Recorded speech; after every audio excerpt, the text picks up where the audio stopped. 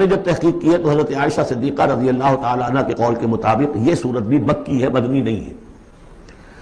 سورۃ البینہ بسم اللہ الرحمن الرحیم لم یکن الذین کفروا من اہل الکتاب والمشرکین منفکین حتی تأتیہم البینہ، نہیں تھے وہ لوگ جنہوں نے کفر کیا تھا اہل کتاب میں سے اور مشرکین میں سے کہ انہیں علیحدہ کر دیا جاتا یا بعض آ جاتے حتی تأتیہم البینہ، جب تک کہ ان کے پاس بینہ نہ آ جاتی۔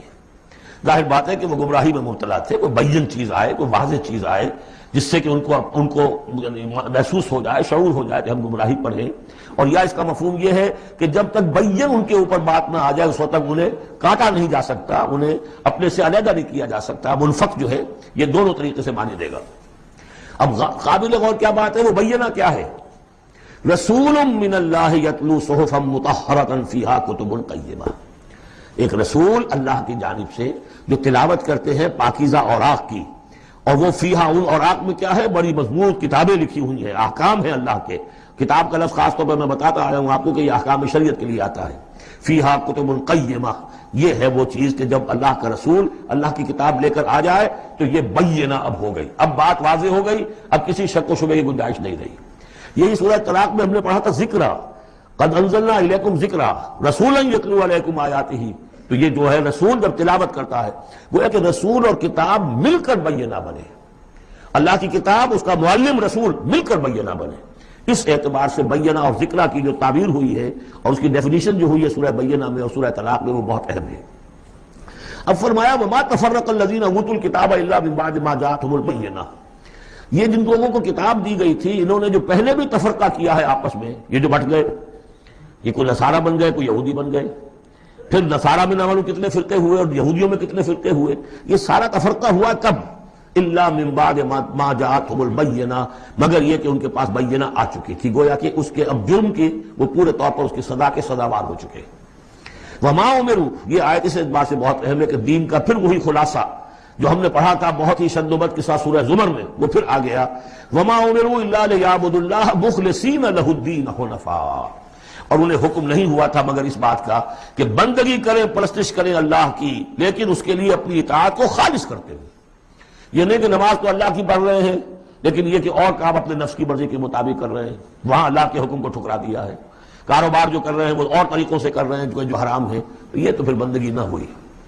یہ تو وہ بات ہو گئی افتؤمنون ببعض الکتاب وتکفرون ببعض، کیا تم ہماری کتاب اور شریعت کے ایک حصے کو مانتے ہو اور ایک کو رد کر دیتے ہو؟ فما جزاء من یفعل ذلک منکم الا خزی فی الحیاۃ الدنیا، تو جو کوئی بھی تم میں سے یہ رویہ اختیار کرے گا اس کی کوئی سزا اس کے سوا نہیں ہے کہ دنیا میں ذلیل و خوار کر دیے جائیں، ویوم القیامۃ یردون الی اشد العذاب، اور قیامت کے دن بدترین عذاب میں جھونک دیے جائیں۔ دنیا کی رسوائی تو آج ہمارے ماتھے پر لکھی ہوئی ہے۔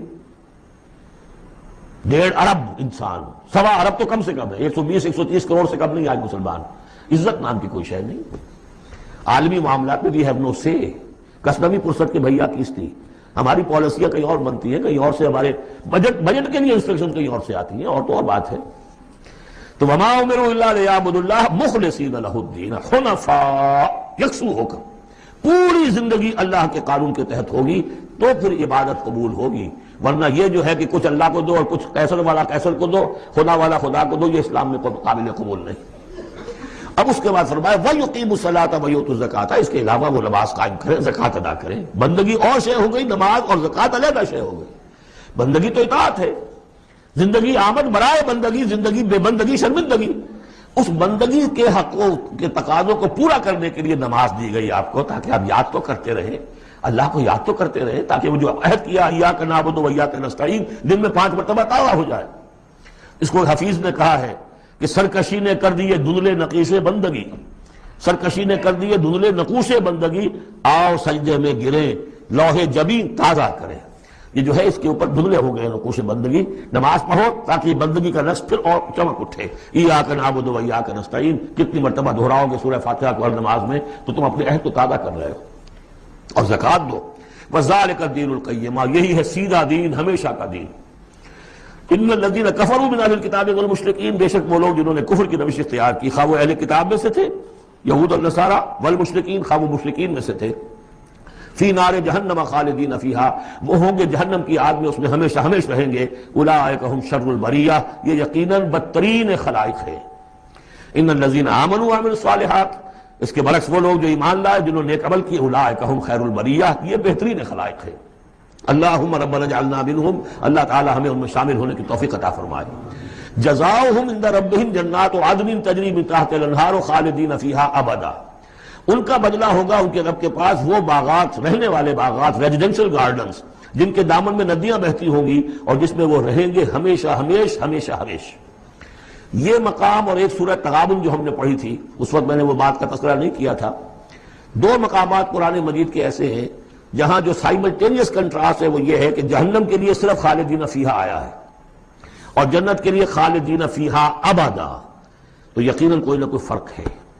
ویسے جہنم کے لیے بھی قرآن میں دوسرے مقامات پر ابدا بھی آیا ہے اور پھر سارا کچھ، لیکن جہاں کنٹراسٹ آ جائے جو فوری ہو، تو یہ جو سائملٹینیس کنٹراسٹ کے حوالے سے چنانچہ اسی بنیاد پر امت کے دو بڑی عظیم شخصیتوں کی رائے یہ ہے کہ جہنم ابدی نہیں ہے، ایک وقت میں آ کے کھوکھلی ہو جائے گی، ختم ہو جائے گی۔ یا تو وہ جہنمی وہ ہوں گے کہ جن میں خیر کا سرے سے کوئی ایلیمنٹ ہی نہیں، انہیں جلا کر راکھ کر دیا جائے گا، معدوم ہو جائیں گے، جیسے حیوانات معدوم ہو جائیں گے۔ اور اگر کوئی خیر کا ایلیمنٹ ہے تو جیسے بھٹی میں چڑھا کر دھو کر کپڑا نکال لیا جاتا ہے، ایسے ہی وہ ان کی روح جو ہے وہ نکال لی جائے گی اور وہ پھر جنت میں پہنچ جائیں گے۔ لیکن یہ عام اہل سنت کا عقیدہ نہیں ہے، یہ نوٹ کر لیجئے، کہیں آپ میرے خلاف کوئی فتوی نہ آپ کروا دیں، لیکن یہ ہے کہ دو افراد ہیں جو بہت عظیم ہیں۔ ایک تو یہ کہ جو یوں سمجھیے کہ شیخ اکبر کہلاتے ہیں، صوفیہ میں بہت چوٹی کی شخصیت، محی الدین ابن عربی۔ دوسرے وہ شخص کہ جو ہر اعتبار سے محی الدین ابن عربی سے بہت شدید اختلاف کرتے ہیں، بہت شدید اختلاف، امام ابن تیمیہ، اور جو یوں سمجھیے کہ سلفی جو المسلک جو لوگ بھی ہیں دنیا میں، ان کے نزدیک سب سے بڑے امام جو ہے، سب سے بڑے عالم وہ امام ابن تیمیہ ہے رحمۃ اللہ علیہ، ان کی رائے بھی یہی ہے۔ تو دو عظیم اشخاص کا اس پر متفق ہو جانا، متفق گردید رائے ابو علی بارائے من، تو یہ یقیناً جو ہے اس قابل تھا کہ میں آپ کو اس کا تذکرہ ذکر بتا دوں۔ رضی اللہ عنہم، یہ لوگ جو ہے وہ لوگ کہ ان الذین آمنوا وعملوا الصالحات اولئک هم خیر البریہ جزاؤہم عند ربہم جنات عدن تجری من تحتہا الانہار خالدین فیہا ابدا رضی اللہ عنہم ورضوا عنہ، اللہ تعالیٰ ان سے راضی ہو گیا اور وہ اس سے راضی ہو جائیں گے۔ جب جائیں گے وہاں تو اللہ تعالیٰ وہ کچھ دے گا کہ راضی ہو جائیں گے۔ ذالک لمن خشی ربہ، یہ ان کے لیے ہے جو اپنے رب سے ڈرتے رہے۔ اللہم ربنا اجعلنا منہم، اللہم ربنا اجعلنا منہم۔